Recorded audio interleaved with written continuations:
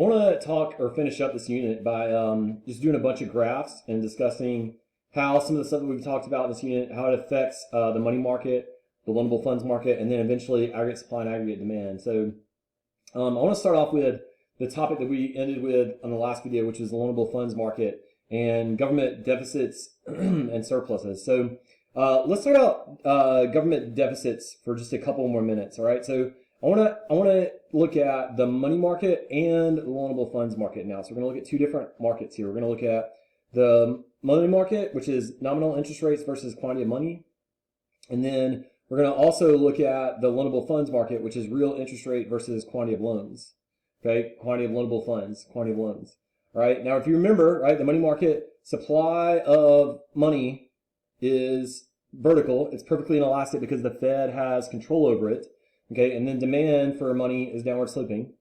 Okay, for the loanable funds market, supply is a regular supply curve and demand is a regular demand curve, right? So upward sloping supply, downward sloping demand.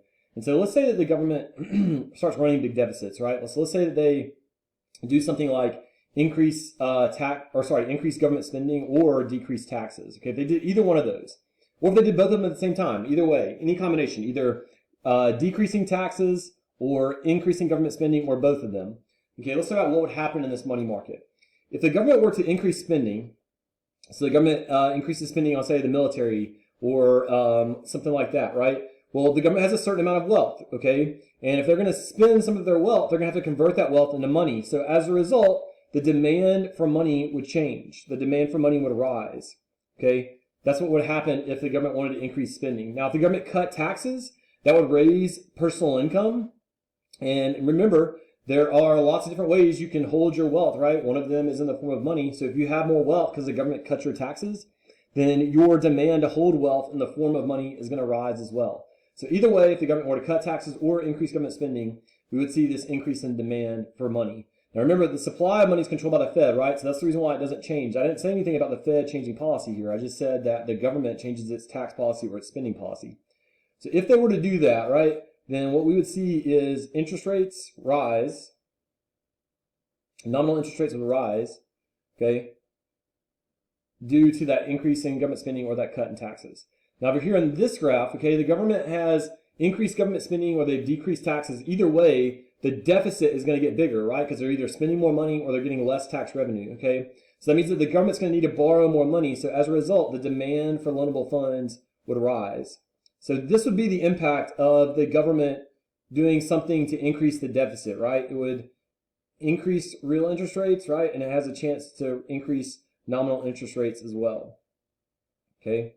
So that's one graph I wanted to show you guys. All right, now what I want to do is I want to talk about the Fed's impacts of monetary policy. So here what we're going to do is we're going to look at three different graphs. All right, we're going to look at two graphs from this unit. We're going to look at the money market again and the loanable funds market. And then we're going to add into it aggregate supply and aggregate demand. All right, so this is our money market, nominal interest rates versus quantity of money, QM. Okay, this is our loanable funds market, quantity of loanable funds or loans versus real interest rates. And then this is our aggregate supply, aggregate demand graph. So this would be price level versus real GDP. Okay, so let's start off at our initial equilibriums. So supply and demand for money. And this would be our equilibrium nominal interest rate and our equilibrium quantity of money, supply of loanable funds and demand of loanable funds.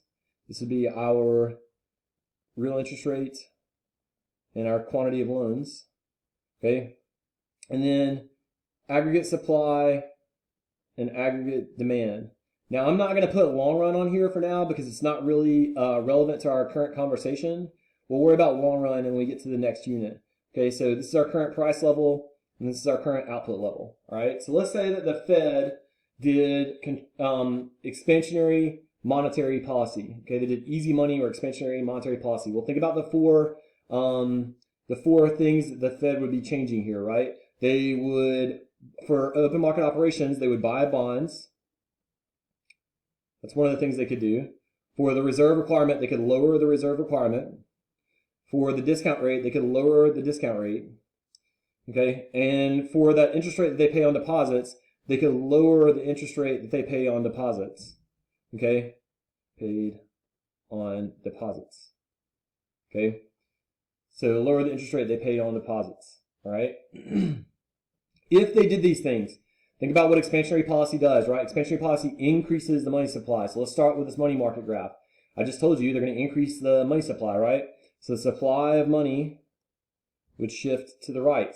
Remember what we talked about what the Fed's trying to do to interest rates when they do expansionary policy? They're trying to lower interest rates. So what happens? Well, interest rates are going to go down. Quantity of money is going to rise. So interest rates fall, which is exactly what we said the Fed would try to do if they did expansionary policy. Now, loanable funds market. All right, think about this. You now have more money, right? The supply of money in the economy has increased. You have more money. So when you have more money, you're going to spend more, but you're also going to save more. And so as a result, the supply of money is going to increase. Because remember, the supply of money comes from people who save. And so if you have more money in your pocket, some more of that money is going to be saved. The supply of money is going to rise.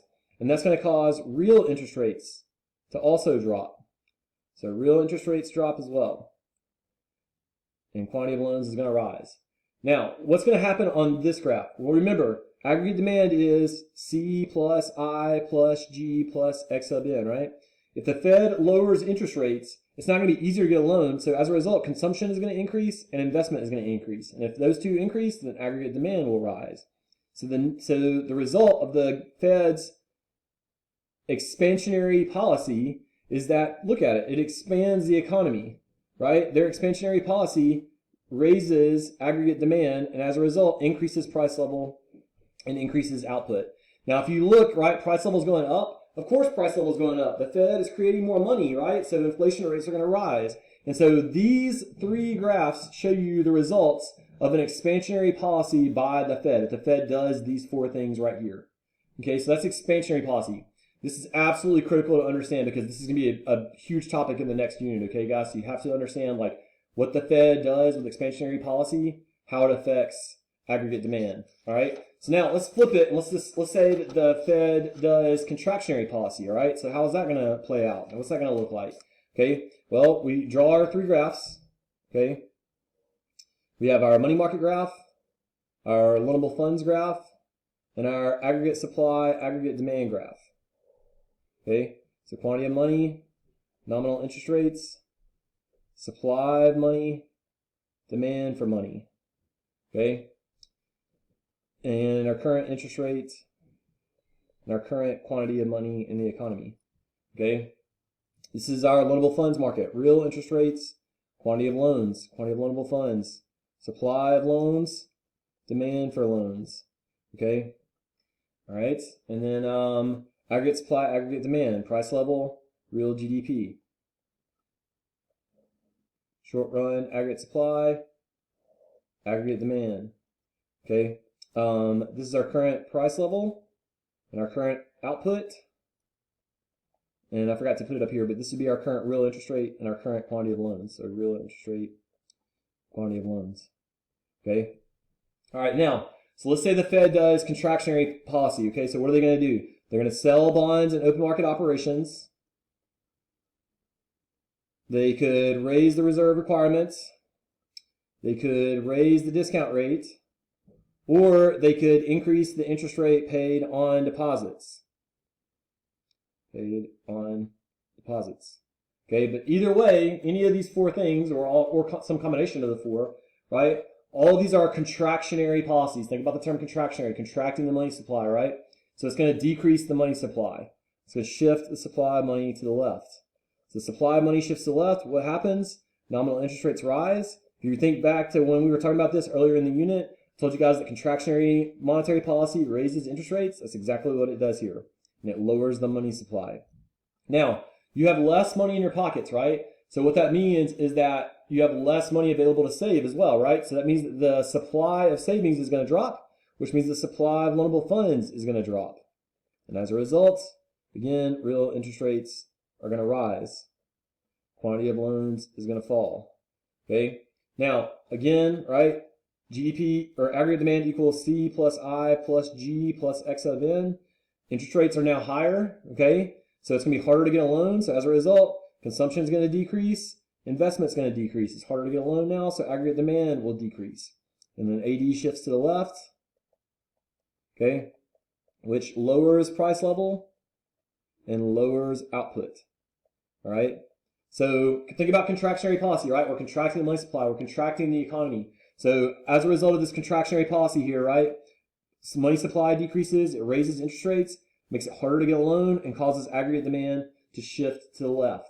Okay, so that's kind of putting everything together that we've learned in the last 3 or 2 units together, right? It's what we learned in Unit 5, and then it's what we've learned in Unit 4 with aggregate demand and aggregate supply. So make sure that you can connect all 3 of these graphs in both scenarios, both an expansionary policy scenario or a contractionary policy scenario.